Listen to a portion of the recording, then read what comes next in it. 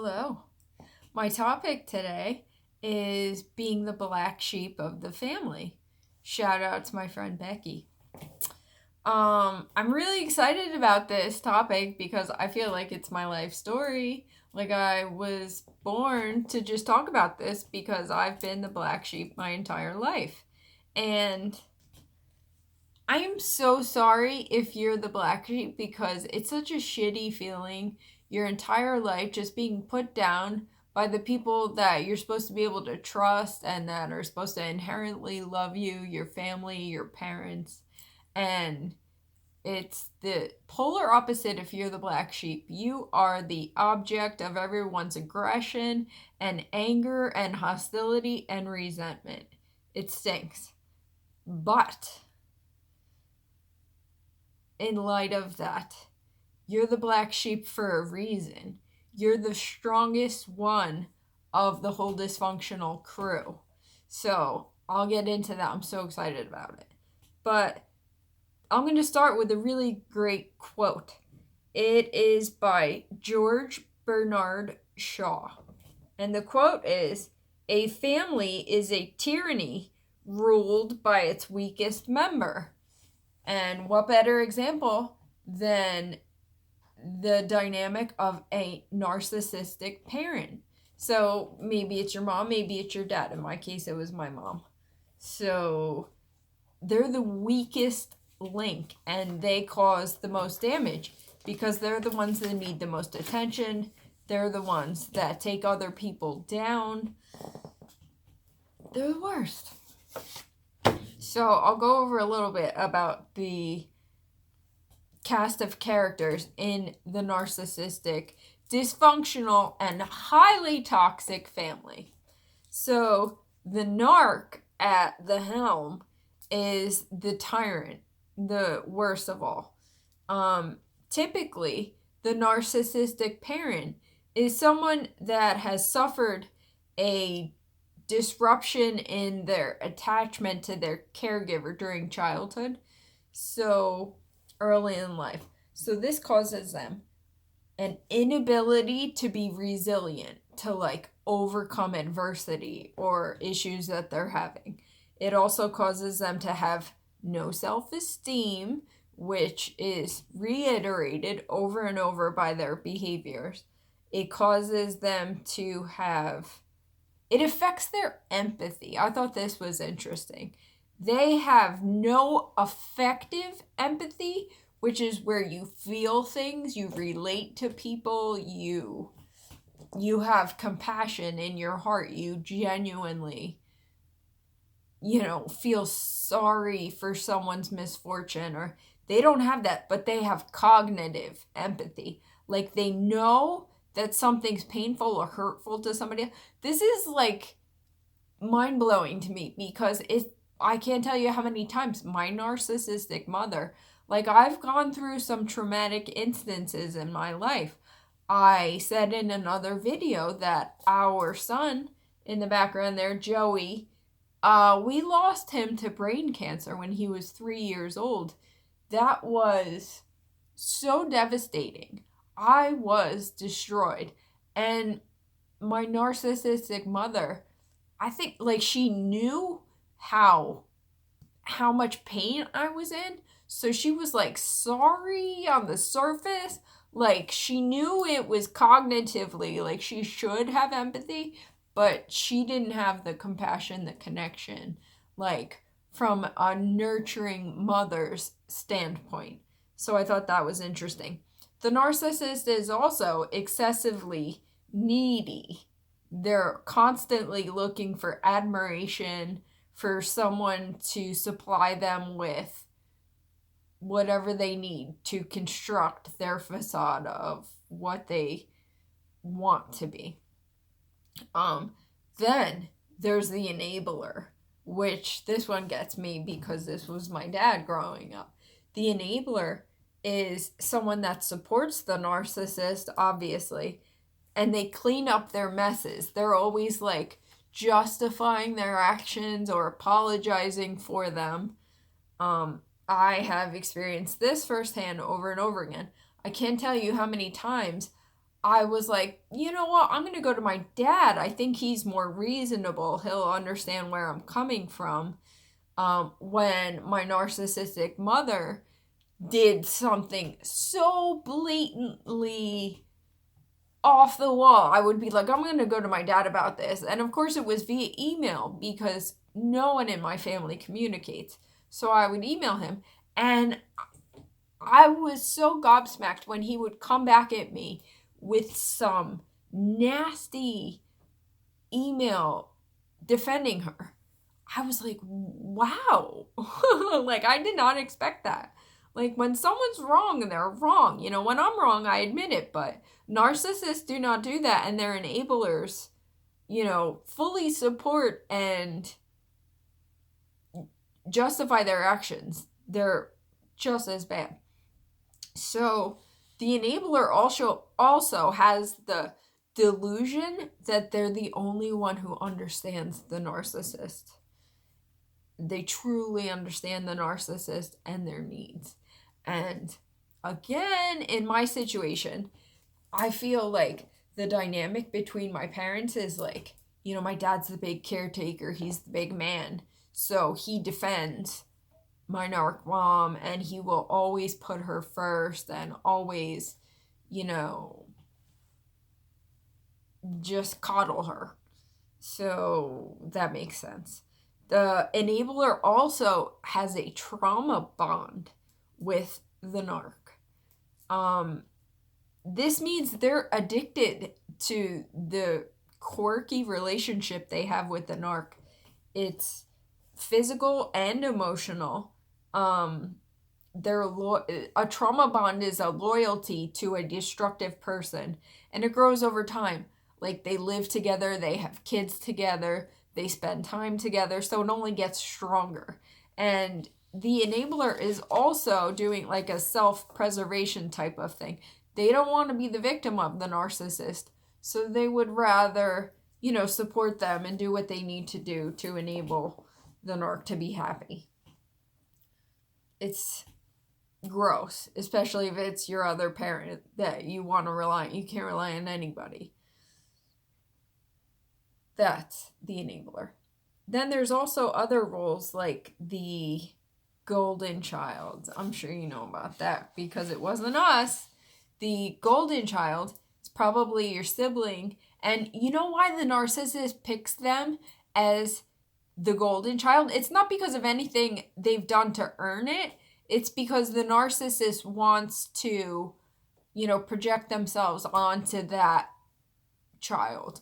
The narcissist wants to see themselves as this child, like their best attributes, or the attributes that really the narcissist does not have, but they want to see themselves as this golden child, so they identify with them. And odds are the golden child is the weaker one because the black sheeps are the best. And here's why we're the black sheeps. Okay, so you're the black sheep, another word for the scapegoat. So the scapegoat traits are typically someone that's strong-willed, empathic, justice-seeking, internalizes blame, emotionally reactive, highly sensitive, protective of others, questions authority, is a caretaker, and is different in some way. Awesome. That's us. So congratulations if you are the black sheep, because I do feel pride in having maintained this title my whole life. It's like, you know, like growing up, I always felt something was off. Like, something's not right in this dynamic. Like, our family is not like other families. Like, on the outside, no, the only thing that mattered was how everything appeared. Everything was perfect, right? We had my older brother and me, and I was great in school, and, you know, nobody was getting arrested except for me later in life. But, you know, it was just like the picture perfect family, whatever my narcissistic mother wanted to convey to the outside world. But the scapegoat is the strongest one out of the bunch. So they're the recipient of the wrath of the narc because they don't want you to expose them. They don't want to be outed for how horrible they really are. That a black sheep is the strongest one out of the bunch. And I was, I've posted things in my Instagram account. Like, the things that I remember from childhood suck. Like, I don't have good memories from my childhood. So, in result, I just kind of compartmentalize it. I'm the queen of dissociation, I guess. But the things that stick out are like the worst memories. Like, my narcissistic mother, like, whenever I had a sport or I went to CCD, things like that, I was always the last one to be picked up. And I was so embarrassed. Like, I'll never forget when I was in middle school, I was playing soccer, and Mr. Parker, my coach, they had to wait with you because they couldn't just, up and leave. They were responsible for you until your parent came and picked you up. I was waiting there for, it felt like an eternity. It must have been an hour or something like that. Because my mother always took the opportunity, like, oh, she's not my problem now. She's someone, like, even though the sport or whatever, or the practice or the game, even though it ended at a specific time and everybody knew what that was, she didn't care. It was all about her because it's always all about the narcissist. So as the black sheep, you've endured so much abuse because they just try to beat you down. They try to beat down your self-esteem, your self-worth, your independence, and that's very intentional because they know that you're the threat. You're the strong one. So you're probably the black sheep because you're watching this. And if you are, right on. I'm thrilled for you. I'm a black sheep. I have been a black sheep my entire life. And we're the ones that have the strength to seek out the answers to what we have suffered from our family. Like the golden child, the golden child, that was the other thing, is probably the flying monkey as well. They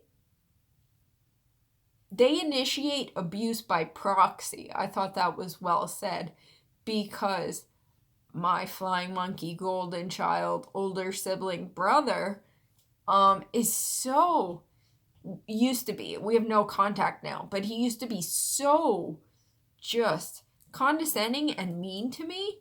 And that's because he was carrying out our narcissistic mother's flying monkey demands. He would go report back to her, tell her everything I was doing or doing wrong or whatever. But that's like abuse by proxy. So that flying monkey becomes like one of the narc's henchmen. Good to be the black sheep. If you're the black sheep, I'm sorry. That's so much pain and so much abuse to take on throughout your life. Like, I'm almost 40 years old and I'm just now breaking free from it, and it feels amazing. It feels so good to finally get out from under this cloud, because that's essentially what it is. Your family just puts this like negativity over you and everything you do your entire life. Nothing you do will ever be good enough. I suffered my defense mechanisms, my ways of dealing with things were dissociation. Like, I just pushed all my emotions down. Everything that I felt was entirely stifled because everything was about the narcissistic mother, right? So I was insignificant. I was not entitled to have feelings, or I was a troublemaker. I was a problem if I was sad or emotional or anything. So I just learned to get rid of it. My other defense was being a fawn. That's from the Pete Walker book. But being a fawn is like, you're the peacemaker. You want to make everyone happy, so you'll do whatever it takes to please the narcissist or whoever else is imposing their wrath on you. But I was a fawn. I was in, what do you call it? Polarized fawn.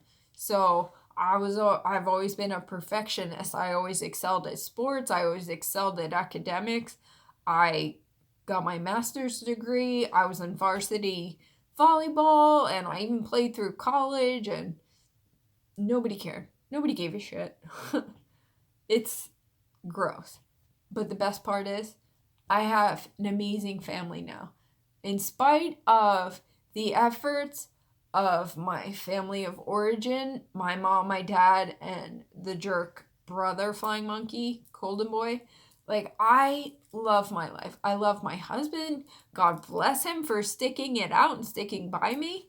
And I just treasure and cherish our children, and so does my husband. And I love our family dynamic, and I will do everything to be everything my mother was not to me. So I respect my children. So does my husband. He's on the same page. We respect our children. We honor them and their individuality, and I always will. And I will be everything they need whenever they need me. I take pride in that. You probably do too. So, I don't know. Let me know. If you have any comments, leave them below. Give me a thumbs up. That would be awesome. Subscribe, even better. That's it. If you want any more information on this, let me know, because I'm happy to do the work. I love this stuff because it's so healing. So God bless you. You're down, but you're not out. We're coming out from under this rock of our negative, toxic families. And being the black sheep is awesome. It's the best role that you can have. It's brutal growing up with it, but in the end, you're the one that wins. God bless you.